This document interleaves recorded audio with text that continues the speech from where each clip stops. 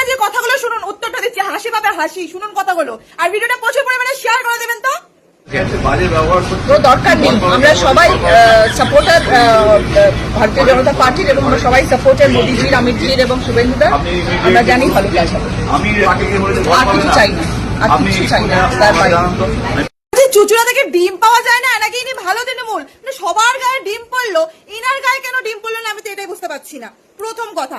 দ্বিতীয় কথা হচ্ছে, আপনি এখন বলছেন ভারতীয় জনতা পার্টি অনেক ভালো, আর কিছুদিন আগে যখন ভারতীয় জনতা পার্টি কথা হতো তখন তো আপনি বলতো ওনাদের মতন খারাপ কেউ না, অমিত শাহর মতন খারাপ কেউ না, শুভেন্দু অধিকারীর মতো খারাপ কেউ না।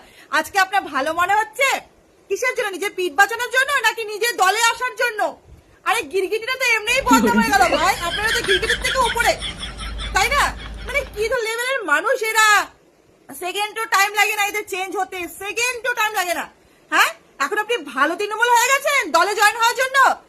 বলছে ঝাঁটা চেনেন, ঝাঁটা মোড়া ঝাঁটা চেনেন, মোড়া ঝাঁটাতে এমন মারবো না, বুঝতে পারবেন আপনার দিদি নাম্বার 1 ওদিকে বেরিয়ে যাবে। একে তো স্টেজ কিনে নিয়েছে, এখন এখানে আসছে নাম্বার 1 খেলতে, নাম্বার 1 তো ঘুচিয়ে দেবো আপনার, বুঝতে পেরেছেন? তো দরকার নেই, আমরা সবাই সাপোর্টার ভারতীয় জনতা পার্টির, আমরা সবাই সাপোর্টার মোদীজির, অমিতজির এবং শুভেন্দুদা। আমরা জানি ভালো কাজ হবে, আর কিছু চাই না, আর কিছু চাই না। তার বাইরে না না, কোনো দরকার থাকবে কি করে? তোমার ঝুলি তো ভরে গেছে, এবার তুমি কেটে পড়েছো, ঝোলা ভর্তি হয়ে গেছে ঝুলি জামারি করে, আবার কি দরকার আছে? বেইমানের 1 নম্বর বেইমান, একেই বলা হয় বেইমানের 1 নম্বর বেইমান। এত ন্যাকামি করে, এত ন্যাকামি করে, মানে অসহ্য লাগে। এমনিতে ওকে আমার বেশি কোনোদিনই ভালো লাগতো না, তার মধ্যে আবার যাই হোক দিদি নাম্বার 1 করে একটু বেশি হয়েছে, ঠিক আছে। আবার এদিকে বলছে বচ্চনের সঙ্গে হিন্দি ফিল্ম, বচ্চনের সঙ্গে কতজন হিন্দি ফিল্ম করেছে বাংলার? সব থেকে মেন ওর বউয়ের কথা বলছি, যে বচ্চনের বউ, সে একজন নিজে বাঙালি, বিয়ে করেছেও বাঙালি, বই করেছে অনেক বাঙালি মেয়েদের সাথে, এমন নাটক করছে যেন প্রথমবার বই করেছে বচ্চনের সাথে। তারপরে গেল তো গেল, এমন এমন কথা বলে, ও যে বিল্ডিং এ থাকে সেই বিল্ডিং এ তুলনা দিচ্ছে ক্ষমতা লাগে। হ্যাঁ, তুই বই করেছিস, হতেই পারে, এটা স্বাভাবিক, টাকা পয়সা আছে, হতেই পারে বিল্ডিং এ, বড় নাম করা বিল্ডিং এ থাকতেই পারে, যে কোনো কেউ থাকতে পারে। আমার টাকা থাকলে আমিও মন করলেও বিশাল বড় নাম করা বিল্ডিং এ থাকতে পারি, সেটা কোনো কথা না। এমন নাটক করে, ভেতরে ভেতরে কারসাজি মেরে তো অনেক নিয়েছো। তোমাদের মতো লোকেরাই মমতা বন্দ্যোপাধ্যায়কে ডুবিয়েছে, তোমাদের মতো চোর ছেঁচড়ারা আর বেইমানরা। 1 নম্বরে বেইমান যদি কেউ থাকে, তোমাদের মতো কয়েকজন আছে, সেটা তারা হচ্ছে 1 নম্বরে বেইমান। যদি তোমার অত প্রবলেমই থাকতো, তুমি 4 তারিখের আগে বললে না, ভোটে দাঁড়ানোর আগে বললে না? ন্যাকামি করে ভোটে দাঁড়ালে কেউ কাউকে কোনোদিন কোনো কিছু জোর করে করাতে পারে না, ঠিক আছে।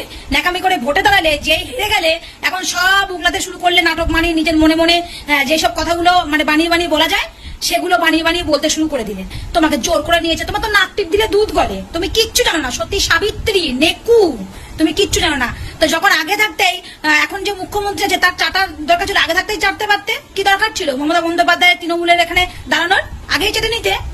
এখানে তো খাওয়া হয়ে গেছে, এখন ওখানে যাচ্ছ খেতে। তোমাদের কি বলতো স্বভাব আছে, 7 ঘাটের জল খাওয়া। আর একটা কথা, বিজেপি সরকার বলেছিল তৃণমূলের একটা মানুষকেও নেবে না তাদের দলে। প্রথম সপ্তাহের পর থেকে দেখছি একজন একজন একজন একজন করে নাটক করে, সুরসুর করে সবাইকে গলায় মালা পরিয়ে বরণ করে তুলছে। এসব নাটকগুলো না করলেই নয়। বিশেষ করে শ্রমিক বাবুকে আমি অনেক সম্মান করতাম, ওনার কথাবার্তা ভালো লাগতো, সে যে দলেরই হোক না কেন, কিন্তু সেই সম্মানের জায়গাটাও নষ্ট করে দিল উনি। তারপর একটা তৃণমূলের লোকদেরকে ঢুকিয়ে নিল, মানে নিজেরা ডাকাত, এবার চোরদেরকে তো নিতে হবে। তা যারা এখন মমতা বন্দ্যোপাধ্যায়কে বাস দিয়ে সরে গেল, মমতা বন্দ্যোপাধ্যায় একা এখন লড়ে যাচ্ছে, সহ্য করছে, একটা মানুষকে অত হেন করে, তাদেরকে আবার কি করে গলায় মালা পরিয়ে নেয় শুনি। তারা যদি চোরই হয়, তা চোরদেরকে মালা পরিয়ে পরিয়ে নিজের দলে ভর্তি করছে, তাহলে তোমরা জানার পরেও কি করে তাদেরকে নাও মালা বদল করে, তাই না? চোর চোর বলে তোমরা সারা বছর বলে যাচ্ছ, কেন? একা কি মমতা বন্দ্যোপাধ্যায় খেয়েছে নাকি? মমতা বন্দ্যোপাধ্যায় ঠিক ছিল, তার সঙ্গে সঙ্গে যারা ছিল তারা হচ্ছে চোর। চুরি না করলে মমতা বন্দ্যোপাধ্যায় হয়তো আজও থাকতো, ঠিক আছে। তারা যেভাবে মমতা বন্দ্যোপাধ্যায়ের ক্ষতি করেছে, তাদের কোনোদিনও ভালো হবে না। আর তাদেরকে যারা ইন্ধন দিচ্ছে, মালা পরিয়ে নিচ্ছে, তাদেরও কোনোদিন ভালো হবে না। কোনো দরকার নেই, আমরা সবাই সাপোর্টার ভারতীয় জনতা পার্টির, এবং আমরা সবাই সাপোর্টার মোদীজির, অমিতজির এবং শুভেন্দুদা। আমরা জানি ভালো কাজ হবে, আর কিছু চাই না, আর কিছু চাই না। তার বাইরে দিদি নাম্বার 1-এর রচনা ম্যাডামের মাথা গেছে খারাপ হয়ে, যত খুশি ভুল ভাল কথা বলেই যাচ্ছে। কোথায় বচ্চনের সাথে সিনেমা করেছি, কোথায় এই করেছি, এইসব গল্প দিয়ে যাচ্ছে। কারণ মাথার এখন ঠিক নেই, এখন পার্টি চলে গেছে, দিদি নাম্বার 1ও চলে গেছে, সব হাতছাড়া হয়ে গেছে। তা দিদি, তোমার তো এখন কোনো যোগ্যতা নেই, তুমি এসে এখন সেই কুইন্টাল কুইন্টাল জলের কথা ভাবছো, ধোঁয়া ধোঁয়া ধোঁয়া ভাবছো। তাই বলি দিদি, তোমার এখন তো মাথা ঠিক নেই, তুমি একটা কাজ করো, তুমি এখন রাঁচিতে চলে যাও, রাঁচিতে গিয়ে কিছুদিন থেকে আসো, থেকে মাথাটা ঠিক করে তারপরে এসো। কেননা এখন তুমি যা শুরু করেছো, লোক তোমাকে তো নিয়ে দুটো কথা তোমাকে শোনাবেই। তাই বলছি দিদি, এই ভুলভাল না বলে তুমি রাঁচি থেকেই ঘুরে আসো, দেখবে তোমার মনটাও ঠিক হবে আর তোমার ভালোও লাগবে। কোনো দরকার নেই, আমরা সবাই সাপোর্টার ভারতীয় জনতা পার্টির, এবং আমরা সবাই সাপোর্টার মোদিজির, অমিতজির এবং শুভেন্দুদা। আমরা জানি ভালো কাজ হবে, আর কিছু চাই না, আর কিছু চাই না তার বাইরে। আরে এ তো সেই আরবানার মাসি না, রচনা ব্যানার্জি। আরবানাতে থাকতে গেলে যোগ্যতা লাগে। তোমার মতন সাপোর্টারকে মাসি কোনো দল নিবে না। তোমাকে যে দলে নিবে সেই দলে তুমি অপয়া আছো মাসি, তোমায় কেউ নিবে না। বলছি রচনা মাসি, যতই চাটো পাটা, পাবে না তুমি কোনো কোঠা। হ্যাঁ, তোমার জন্য একটা কোঠা, কিন্তু বিজেপিতে একটা কোঠা কিন্তু খোলা আছে। মানে সবাই কাজ করার পর, যখন অনেক কাজ করার পর মানুষ ডিপ্রেশন হয়ে যায় না, ডিপ্রেশন বিভাগে তোমার একটা কাজ আছে। এই যে তুমি যে অভিনয়গুলো করো, এই যে অমিতজি, মোদিজি, শুভেন্দুদা, হ্যাঁ, তখন কিন্তু এগুলো শোনার জন্য সবাই একটু রিল্যাক্স হওয়ার জন্য তোমার এইসব ডায়লগ শুনতে আসবে। মানে কত রংবাজ মহিলা তুমি। এই দুদিন আগে এই দলকে এত নিন্দা করলে, আজকে আবার বলছে শুভেন্দুদা।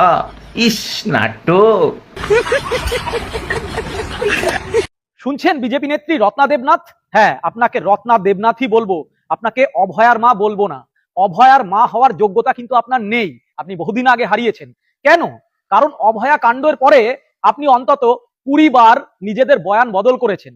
কখনো সিপিআইএম এর বিরুদ্ধে বলেছেন, কখনো তৃণমূলের বিরুদ্ধে বলছেন, কখনো বিজেপির বিরুদ্ধেও বলেছেন। কিন্তু দিনের শেষে আপনি বিজেপিকে মনে করেছেন যে এখান থেকেই আপনার রাজনৈতিক যে চাহিদা সেটা পূরণ হতে পারে। এই আপনি আপনার প্রতিবেশী সঞ্জীব মুখার্জি সম্পর্কে কি বলেছিলেন একটু দেখুন তো। এটা ও আমাদের সঙ্গে গেছিল, এটা নিয়ে একটা বিপদ কিছু হচ্ছে। সঞ্জীব মুখার্জি আমাদের গাড়িতে করেই শ্মশানে গেছিল, এখান থেকে উনি আমার প্রতিবেশী এবং আমার ভাইয়ের মতন, এবং আমার মেয়েকে খুবই ভালোবাসে। আমাদের সঙ্গে কাজ করে। আগের বক্তব্য তো শুনলাম, আর এখন আপনি কি বলছেন সেই সঞ্জীব মুখার্জি সম্পর্কে বা এখনকার তৃণমূল কংগ্রেসের বিভিন্ন নেতৃত্ব সম্পর্কে?